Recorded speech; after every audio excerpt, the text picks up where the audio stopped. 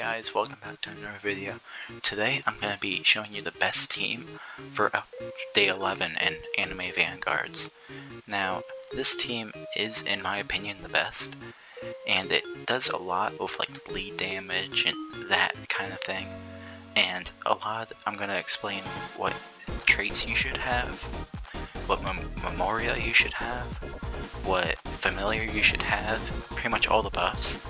And I'll go into detail about each unit and explain why it's the best. But if you like it, make sure to like and subscribe for more Anime Vanguards, because I do like this game. I've been playing it a little bit, and this is my first video on it, so make sure to let me know if you like it. Okay, so for the first unit, we have Alucard. And Alucard is like the new Vanguard. He was in the game before, but they just made him a Vanguard. And right now he's the most broken, because they buffed him a ton. Like a ton. Now, of course, the trait I recommend for him is the Monarch, because Monarch is pretty much just like a good trait for most units overall. Now, there's some units that don't use Monarch, but he's one of the ones that do. And for his familiar, obviously, I have his new familiar. It's just the best. It's for him, specifically. You get a lot more damage, just a bunch more stuff. It slows them now, it wounds them even more, so they get even more damage dealt to them. And it's overall just really good. And then for his Memoria, I also have his new Memoria, which makes him deal even more damage when attacking a bleeding enemy. And it pretty much gives him like the eyes and like aura thing. It's where they take damage when they enter his range, and it's really good because it's pretty much every second. 5% damage over 6 seconds every second. So every single second they're in here, they get a stack of bleed. That's pretty crazy. Also, gets more damage for every summon, so let me just max him out. Maxed out, not buffed, he has like 75,000, which is not bad at all, but with his summons on the field, he is doing over 1 million. Yeah. And the thing with Alucard is, when his summons die, he gets, this is just normal passive, he gets plus 1% damage every time a familiar dies. That means every time that these familiars die, he gets 1% damage. And that adds up. You'll have to summon them 2 times in order to get his max damage. But after this first wave dies, he'll get some damage. And then he'll get even more damage the next time he summons them. And more damage, till it maxes out at like 35%. And that means his max damage output is 1.85%, which is pretty nice. And that's without even any other buffs. So he's pretty much, he's like a one-man army, kinda. But now it's time for the next unit. But this guy is definitely a must-have. If you don't have him in this update, you need to get him. And next unit I have is Takadora. Now, he's a farm unit, and people say that Nami's a better one, but I really personally like him better. He gives a lot more money, and with his Memoria, upgrades decrease cost by 5% every time you upgrade him. So maxed out, he has 0.75 cost reduction, which is pretty nice. And with Fortune, you get plus 20% income. That's usually 10,000. Now it's 12,000. And I put Fortune on his Memoria too, so that makes him cost even less. So it's crazy how much less he costs. And you can't sell him, so that's kind of bad, but he gives a lot of money. And overall, I think he's just the best farm unit right now. Alright, so the next unit I have is the Smith. Now, I know right now he's not good. Like, if you search up the tier list, they will say he's not good. But I love him.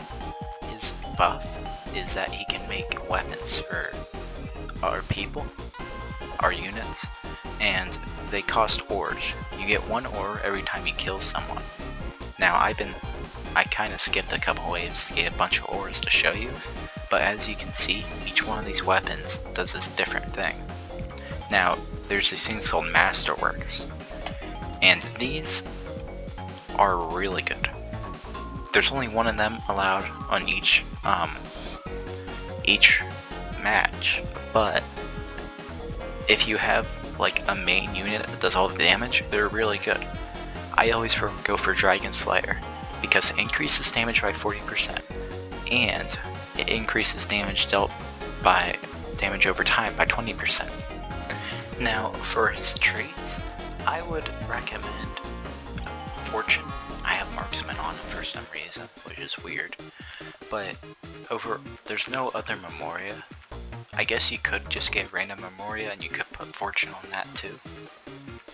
But overall, he costs like 13k to max out, so he's not that expensive, but if you're like really like into like grinding the tournaments and stuff like that, that extra Fortune might be pretty good. But here, let me show you. I just click craft and I click on Alucard and it just buffed him. Now this is 1,000,000 damage without this buff right here.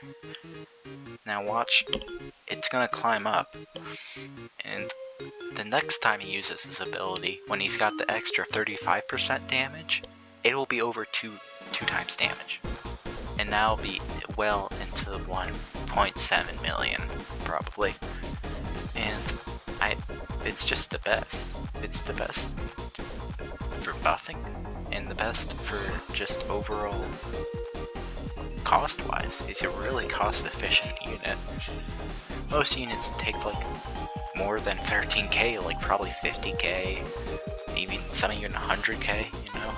But it's really cost-effective and it does a lot of buffs. It's just late game, that's what it is, it's just late game stuff. So if your like whole goal is to like do stuff early game, because early game's gonna be the hardest for you, yeah, he might not be the best, but he is the best for me, so that's why I'm recommending him to you. And now on to the next unit. Okay, so next unit, I'm gonna do both of these units because they pretty much go hand in hand. It's the new Chainsaw Man unit, and it's the new Makima unit.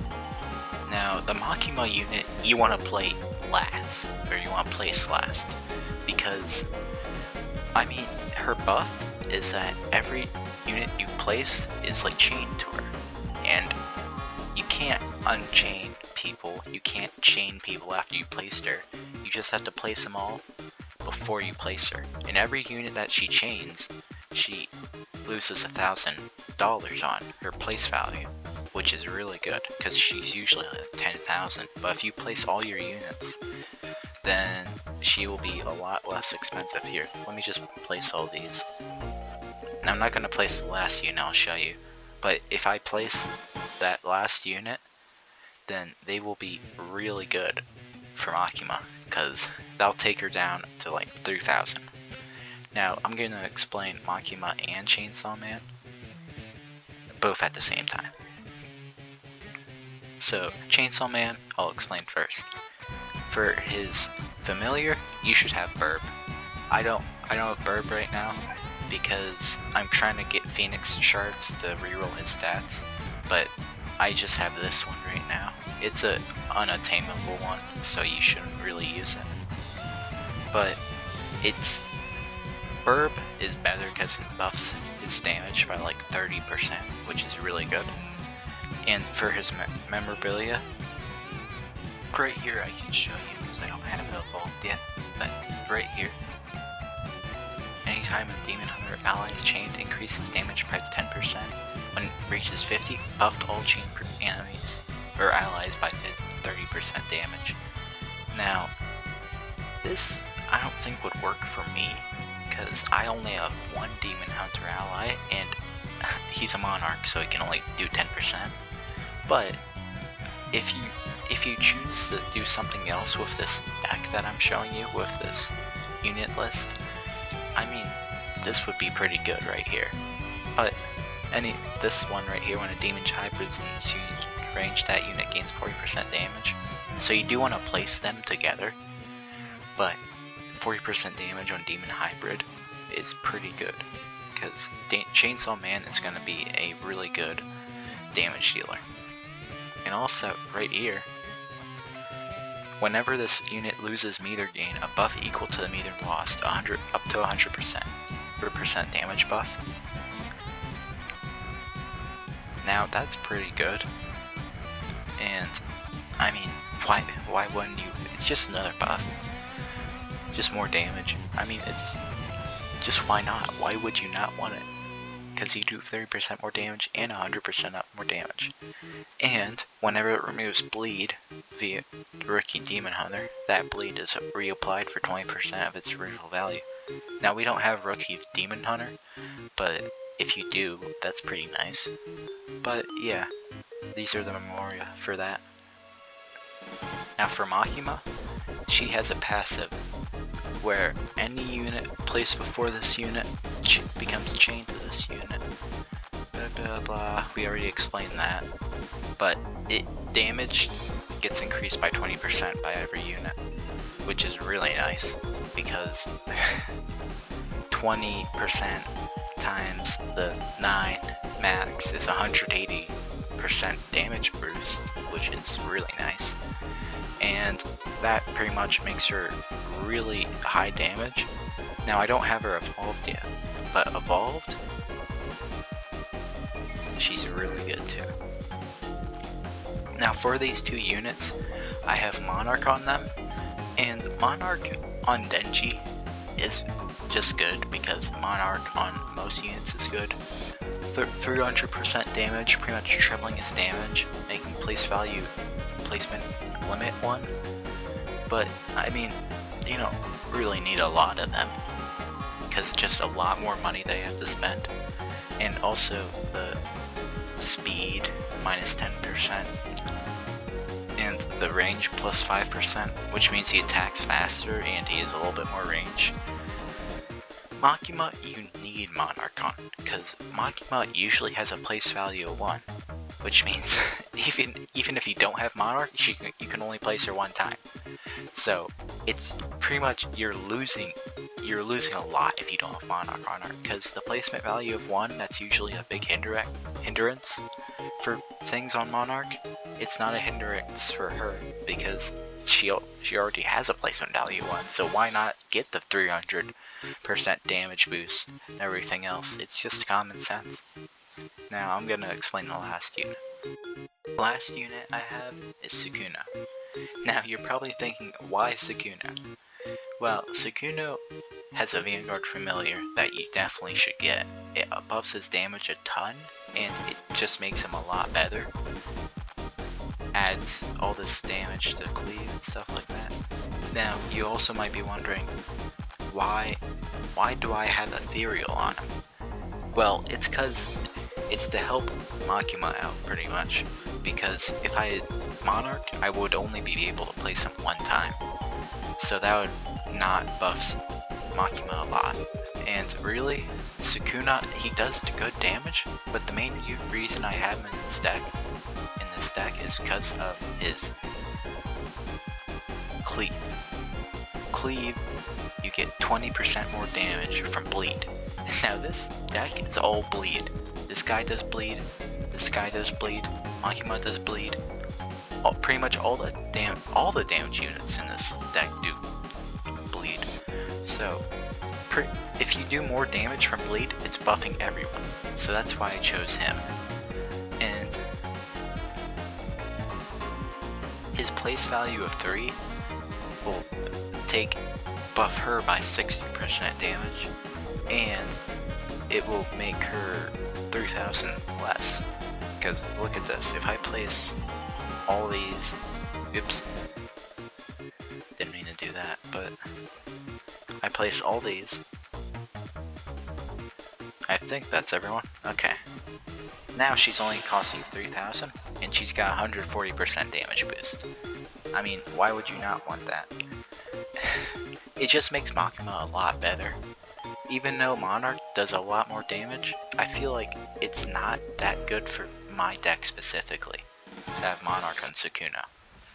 Because his main thing for me is support, and he's usually damaged, but for me he's a support. But I think that's pretty much it for this video.